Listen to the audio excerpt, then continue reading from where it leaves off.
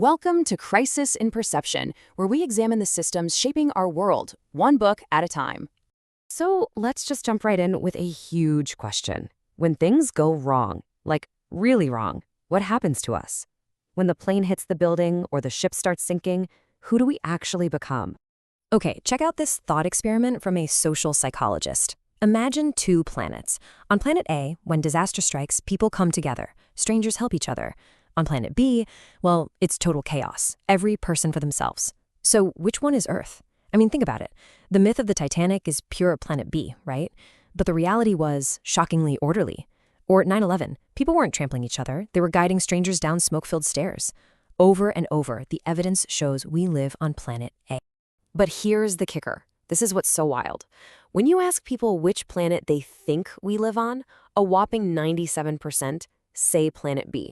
We are absolutely convinced that everyone else will panic and turn selfish. This belief has a name. It's called veneer theory. It's the idea that our civilization, our kindness, it's all just a super thin layer, and it doesn't take much to crack it. And for decades, the ultimate proof for this dark, selfish core we supposedly have, it's been hammered into our heads by one single, unforgettable story. Yep, Lord of the Flies. William Golding's novel about shipwrecked schoolboys turning into savages has basically become the story about human nature.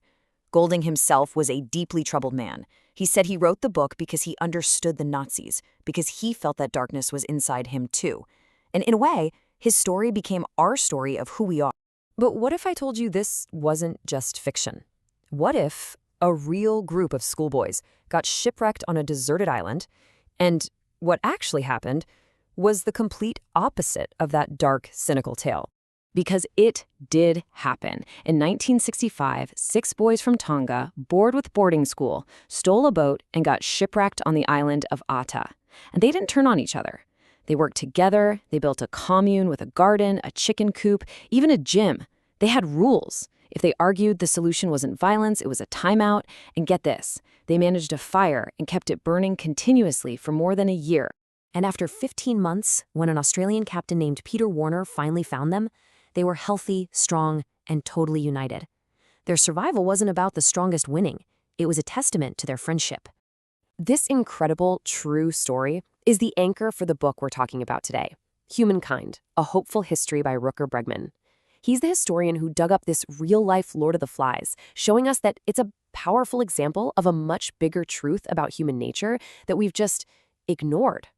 And the book's core idea is just as radical as that story. It flips our whole understanding of evolution on its head. For thousands of years, it wasn't about survival of the fittest, the most ruthless. It was really about survival of the friendliest. And friendliest here just means our incredible ability to connect, to cooperate, to trust one another. That's our species' real superpower. So, okay, why does this matter? It's a nice story, sure, but the reason it's so important is that the story we believe about ourselves, it literally becomes the blueprint for the world we build. What we assume about other people directly shapes our schools, our offices, our entire society.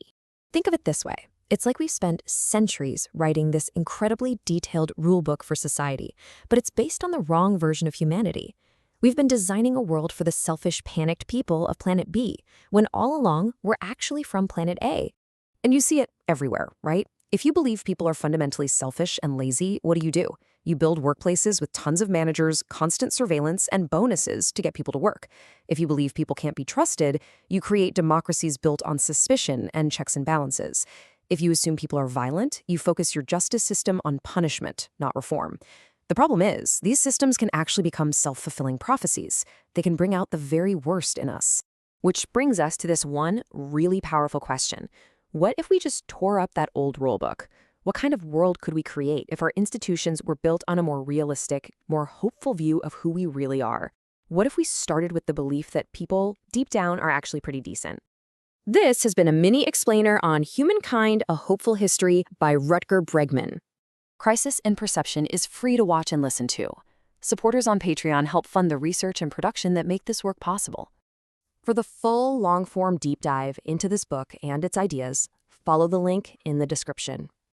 If you enjoy these explainers, please subscribe and comment with books or topics you'd like us to explore next.